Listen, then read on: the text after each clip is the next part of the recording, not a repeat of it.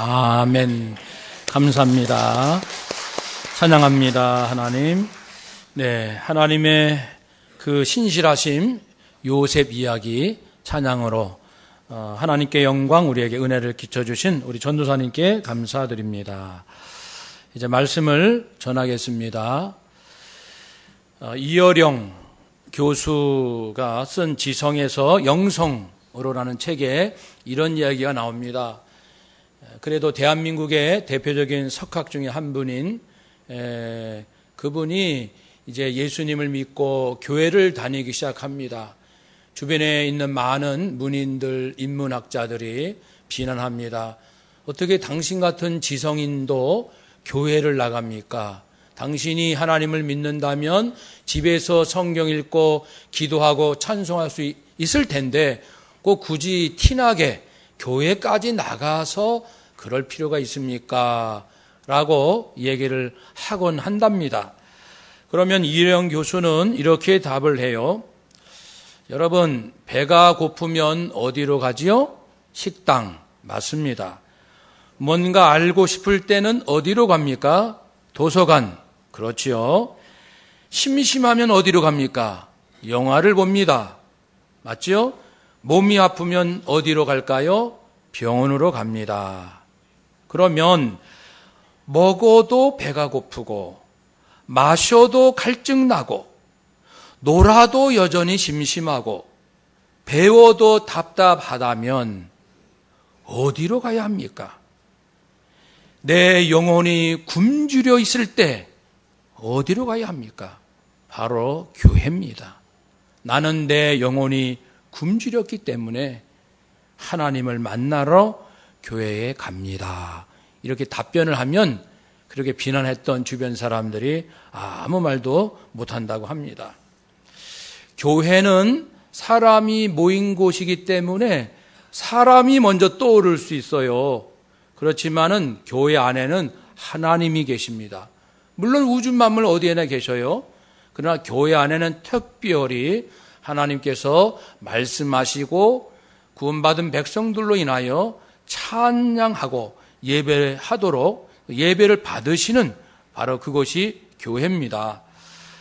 그래서 이 교회는 구원받은 백성들, 또 구체적으로 하면은 믿는 자의 가정들이 모여 있습니다. 지금 여기도 다 가정 다 모여 계신데 그래서 교회를 이루고 있습니다. 교회 또는 믿는 자들의 가정, 이 교회 안에는 놀라운 은혜가 있습니다. 오늘 본문 보면은 만물을 그 발 아래 복종케 하시고, 만물을 그리스도 아래 복종하게 하셨어요. 하나님께서 하셨어요. 그래서 모든 만물은 예수님을 만나야 참 생명과 존엄성이 회복됩니다. 아무리 인간의 어떤 것으로 치장하고 덧붙이고 포장한다 하더라도 진짜 존엄은 하나님을 만나는 그 자리에서 이루어지죠. 만물이 그러야 하고 또 예수님은 만물뿐 아니라 교회와 가정의 머리이십니다. 그래서 성도와 우리 가족들의 참된 그 생명과 존엄, 진정한 자존감은 예수님을 만나야 회복이 됩니다. 물론 용돈을 주고 먹을 것을 주고 때때로 여행을 가고 아름다운 또 집에서 살고 옷을 입는 그것으로 내 자존심이 좀 올라갈 수는 있어요.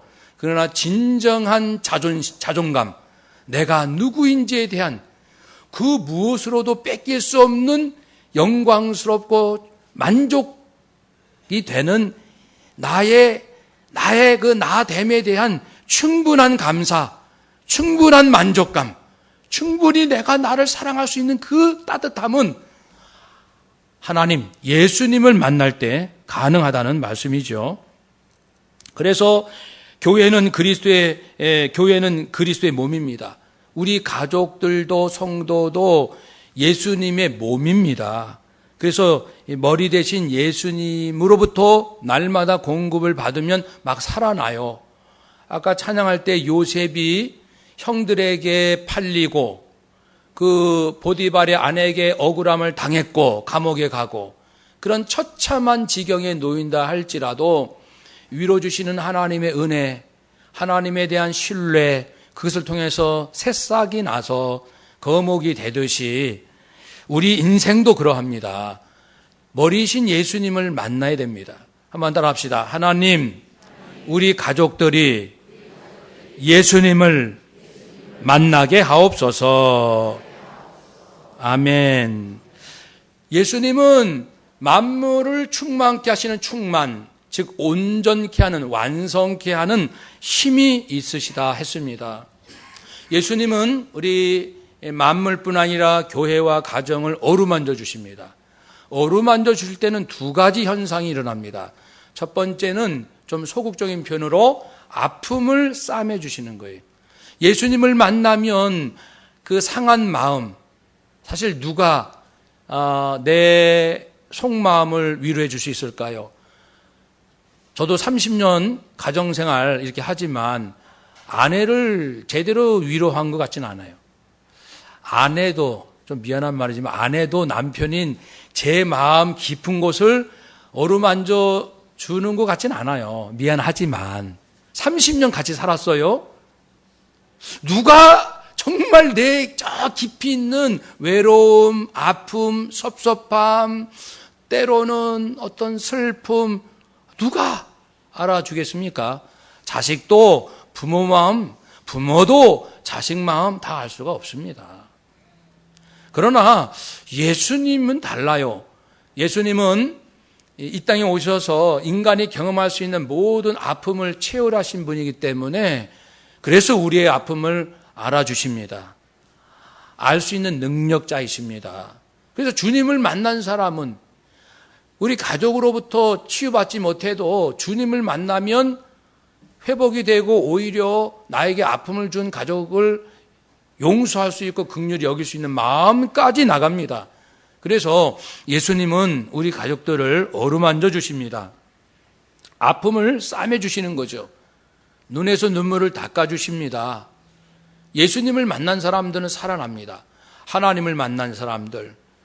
그래서 극도의 이 갈등이 있는 그런 상황에서도 얘야 나는 네가 그 사람을 용서해 주기 바란다 라든지 야 그래도 그 사람은 괜찮지 않니? 라든지 네가 그 사람을 많이 힘들게 하지 않았니?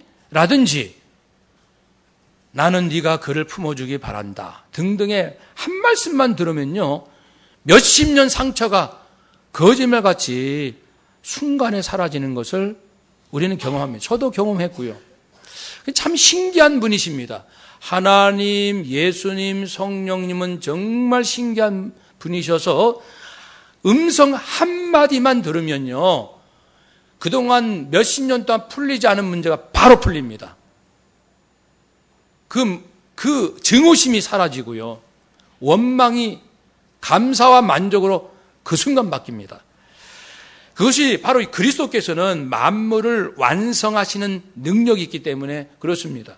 23절 우리 함께 읽읍시다. 교회는 그의 몸이니 만물 안에서 만물을 충만하게 하시는 이의 충만함이니라. 아멘. 예수님은 계속해서 우리에게 채워주십니다. 그래서 예수님이 우리를 어루만져 주신다. 첫 번째는 소극적으로 표현하면 아픔을 위로해 주신 분이에요. 그러니까 슬프고 외롭고 답답할 때 주님 앞에 가서 우십시오. 주님 앞에 나가세요. 엉엉 우시고 지칠 때까지 울어보세요. 또는 지칠 때까지 회개해 보세요. 나의 부족함, 이 추한 나의 모습을 정직하게 내어놓고 지칠 때까지 회개해 보세요. 해보셨어요? 저는 딱 2번 해봤어요. 지금까지 신앙생활 40년 하면서 2번 있습니다. 지칠 때까지 회개해 봤어요. 근데 그때 회개한 후 가장 영이 맑았어요. 40년 신앙생활 그때가 가장 영이 맑고 마음이 맑았어요. 마치 내 몸이 없는 것처럼 뇌가 없는 것처럼 너무 가볍다는 거죠. 그것을 경험해 봤습니다. 두통이 있고 마음이 답답하고 여러분 하나님 앞에 해결할 것이 아직 남아있다라는 신호입니다. 직장생활 물론 지옥 같아요. 그러나 그것만이 전부가 아닙니다. 얼마든지 직장생활에 고통은 있으나 두렵지 않고 그리고 천국 같은 직장생활 할 수 있다라고 말씀하십니다. 철저히 지칠 때까지 주님 앞에 회개해 보십시오. 나의 더럽고 추한 것을 다 끄집어내서 통곡하고 울며 불며 한번 내 모든 걸 다 드러내 보십시오.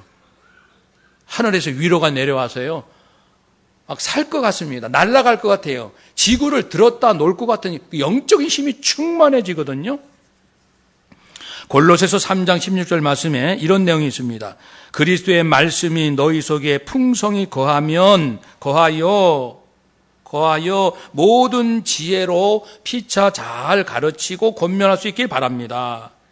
다른 번역본으로 말하면은 그리스도의 말씀이 여러분의 풍성하게 채워집니다. 말씀이 풍성히 거합니다. 풍성히 머뭅니다. 말씀이 풍성히 막 살아 있습니다. 말씀이 없으니까 힘들어요, 인생이. 아까 말씀 하나만 들어도 막 산다 그랬잖아요. 몇십 년의 상처가 순간 사라집니다. 다시는 찾아오지 않아요. 하나님의 은혜로 누굴 용서하는 용서는 다시는 반복되지 않아요. 근데 사람이 노력해서 하는 용서는요, 1년 지나도 다시 올라오고 10년 지나도 다시 화가 침입니다. 용서한 것 같은데 오직 생명의 근원이신 하나님의 그 사랑으로 내가 사람들을 용서할 때, 그러니까 하나님의 말씀이 위대하죠. 고린도 후서 5장 10절 말씀에 이런 내용이 나옵니다. 그리스도의 사랑이 우리를 강권하시는도다. 다른 번역본으로 하면은 그리스도의 사랑이 우리를 그토록 강요하십니다. 너 어디가? 정신 차려. 무슨 생각하고 있는 거야? 내가 너를 사랑하고 있는데. 그리스도의 사랑이 우리를 휘어잡습니다. 어떤 일을 하든지 간에 내 자신의 유익을 위해서가 아니라 그리스도의 사랑에 이끌려서 하게 합니다. 그리스도의 사랑에 휘어잡히면 사랑으로 한다는 거예요. 사랑하기 때문에 가정을 지키고, 사랑하니까 그리스도의 사랑 말입니다. 그리스도의 사랑 그 생각하면 가정을 지키는 거예요. 그리스도의 사랑 생각하면 오늘도 출근하는 거예요. 당장 때려치고 싶은 직장이지만 그리스도의 사랑을 생각하면 또 출근합니다. 그리스도의 사랑을 생각하면 보고 싶지 않는 사람 다시 또 나도 모르게 전화합니다. 잘 있었어요? 그리스도의 사랑이 우리를 지배합니다. 우리를 사로잡습니다. 다그칩니다. 그것이 바로 그 말씀입니다. 그러니 하나님 그리스도의 말씀, 그리스도의 사랑만 해도 우리 인생은 끌려가는 거예요. 인생은요, 내가 사는 게 아닙니다. 저도 그거를 깨달았을 때 정말 놀랐습니다. 인생은 내가 사는 것이 아니다. 그러니까 영적인 관계에서 산다는 걸 깨달았다는 거예요. 그걸 알기 전에는 내 욕심, 내 의지, 내 주장, 내 고집, 내 꿈, 내 비전, 내 재능, 내 실력, 이것으로 사는 줄 알았어요. 그런데 그 모든 것들이 추풍낙엽처럼 한순간에 날아갈 수 있다는 걸 알았습니다. 내 인생은 주께서 주시는 힘과 은혜로 사는구나. 그것을 알았을 때 눈에 보이는 것에 연연하지 않게 되고, 하나님 먹어도 하나님, 살아도 하나님, 죽어도 하나님으로 산다는 것을 알게 된 것이죠. 이외에도 성경에는 많은 말씀을 하십니다. 신약 성경에도 그리스도께서 우리에게 무엇을 주십니까? 한번 따라 합시다. 그리스도의 지혜, 진리, 증거, 복음, 비밀, 교훈, 계시, 아멘. 주신다고 하는 거예요. 왜 못 받았다고 그러십니까? 답답하시게. 예수님은 피를 토하도록 말씀하시는데, 내가 너 딴 길 가지 말라고. 내가 너를 휘어잡잖아. 내가 너를 다그치잖아. 내 계명, 나의 복음, 계시, 교훈이 너 들으라고 하루에도 수없이 내가 말하건만. 또 따라서 합시다. 그리스도의 능력, 부활, 영광 주실 줄로 믿습니다. 아멘. 또 따라 합시다. 그리스도의 이름, 피, 십자가, 심장, 얼굴 우리에게 줄 줄로 믿습니다. 아멘. 또 있습니다. 따라 합시다. 그리스도의 온유, 관용, 평안, 기쁨, 향기, 편지, 은혜, 마음, 긍휼, 인내, 풍성함, 선물, 충만한 복, 나라. 아멘. 그 예수님은 미쳐 계셔요. 근데 왜 우리가 못 미치는 거예요? 왜 돈에 미치냐고요? 그리스도는 자나깨나 우리에게 미쳐 계시는데, 난 너를 구원하고 싶어. 너를 사랑하고 싶어. 너에게 필요한 능력과 지혜와 사랑과 온유함과 나의 온유한 맛을 좀 봐. 내가 너 나쁜 짓 할 때 얼마나 기다려준 줄 아니? 내가 부드럽고 친절하게 너에게 다가갔었단다. 여러분, 인생은 내가 사는 게 아니에요. 그리스도 안에서 사는 줄로 믿습니다. 나는 죽고 내 안에서 그리스도가 사시는 거예요. 그래서 나는 그리스도에게 업혀가는 겁니다, 인생. 기독교인의 인생은 그리스도에 업혀가는. 여러분, 독수리 아시죠? 독수리는 날개짓을 안 합니다. 좀처럼. 퍼득퍼득 날개짓을 안 합니다. 독수리가 하는 것은 기다립니다. 기다리고 있다가 바람이 붑니다.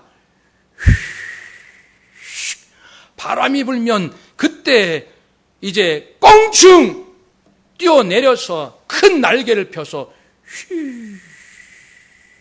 바람을 타는 거예요. 진정 나는 자는 퍼들인 게 아니라 바람을 타는 겁니다. 그리스도의 사랑을 타십시오. 그리스도의 말씀을 타보십시오. 인생은 무겁지 않아요. 분명히 말씀했습니다. 하나님의 계명은 무겁지 않다라고 요한 1서에서 말씀했습니다. 수고하고 무거운 짐진 자들아 다 내게로 오라. 내가 너희를 쉬게 하리라. 거짓말. 예수님 뭘 쉬어요? 예수님이 거짓말장이이든지 아니면 내가 악한 자이든지 둘 중에 하나예요. 수고하고 무거운 짐진 자들아 다 내게로 오라. 내가 너희를 쉬게 하리라. 내가 주는 평안은 세상이 주는 평안이 아니니라. 독수리가 바람을 타듯 우리는 예수님의 사랑을 타면 됩니다. 인생이 무겁지 않아 힘들지 않습니다. 성령의 바람을 타면 됩니다. 그렇게 훨훨 나는 인생, 그 인생의 맛을 좀 아는 분들이 있는 것 같아요. 그래서 제가 알프레드 수자의 그 5가지를 한번 말씀해 볼게요. 춤추라. 아무도 바라보고 있지 않는 것처럼. 우리가 춤출 때 자꾸만 다른 사람 눈치를 봐요. 아, 내가 몸치인데, 나를 흉보면 어떡해. 저 사람이 평소에 나를 점잖은 사람으로 알고 있는데 내가 이렇게 춤을 추면은 내 인생이 마치 망가져 보이잖아. 아유, 창피해. 부끄러워. 춤추라.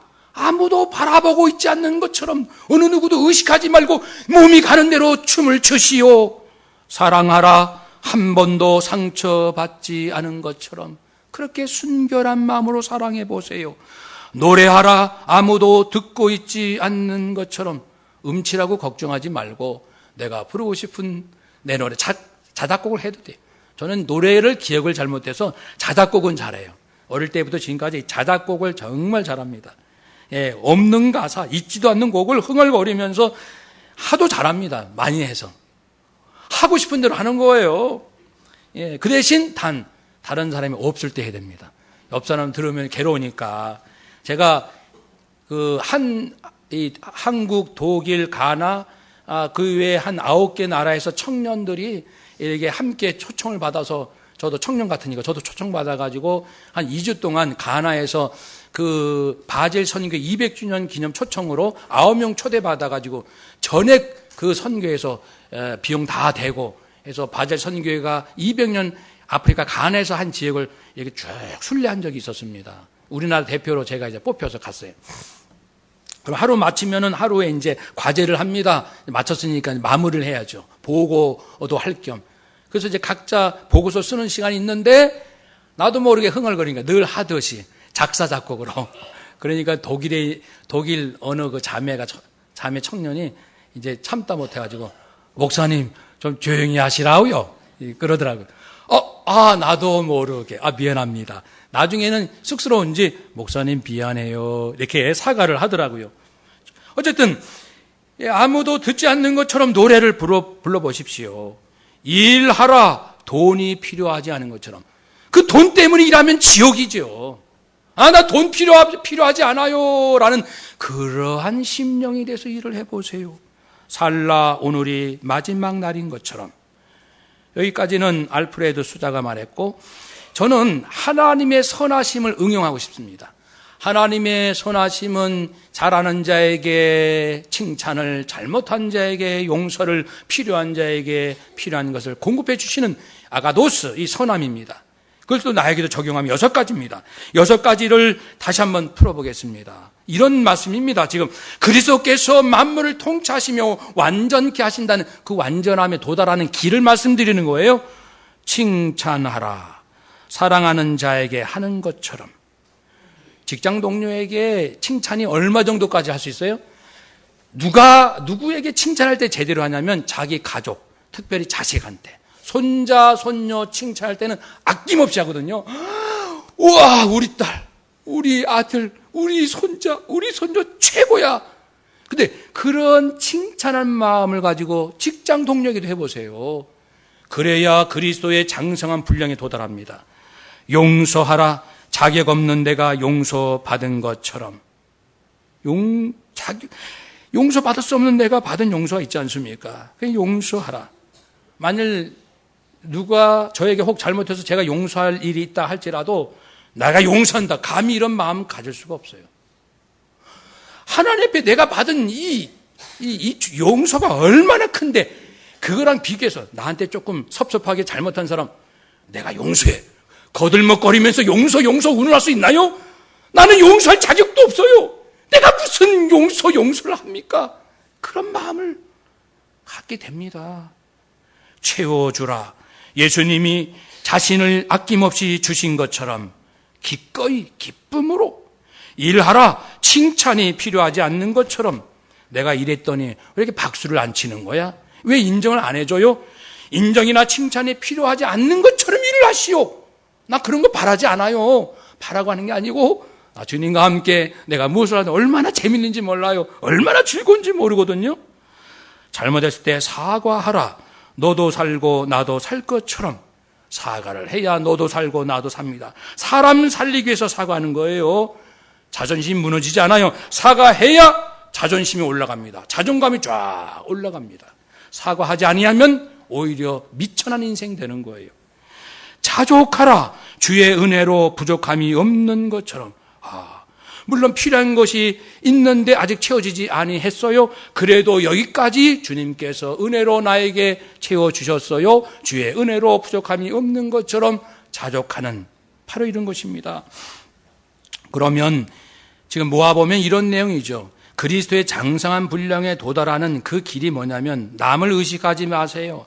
순결한 사랑으로 즐거운 마음으로 모든 것을 소중히 여기며 겸손하게 기쁨으로 즐겁게 감격하며 기꺼이 주의 인도하심을 신뢰하며 그걸 말합니다. 그래서 우리 가정이 주님을 만나면 이렇게 심령이 바뀌는 거예요. 주님을 만나지 않으면 반대과가 돼요. 뭘 하면은 자기가 굉장히 칭찬받아야 될 것처럼, 그리고 잘못했으면서도 사과할 줄 모르고, 그리고 무언가 꼭 뭔가 있어야 일하고 자족할 줄 모르고, 그게 지옥이에요. 지옥이 따로 없습니다. 사랑하는 여러분, 명절을 맞아요. 가족 친지들을 만났습니다. 우리도 정말 춤추라. 아무도 바라보고 있지 않는 것처럼 일합시다. 칭찬이나 돈이 필요하지 않은 것처럼 일을 합시다.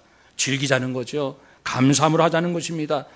하나님께서는요, 예수님께서는 그걸 원하십니다. 나는 너희들에게 미쳐 있어. 너희들 인생을 잘못 살고 있거든. 그렇게 사는 게 아니거든.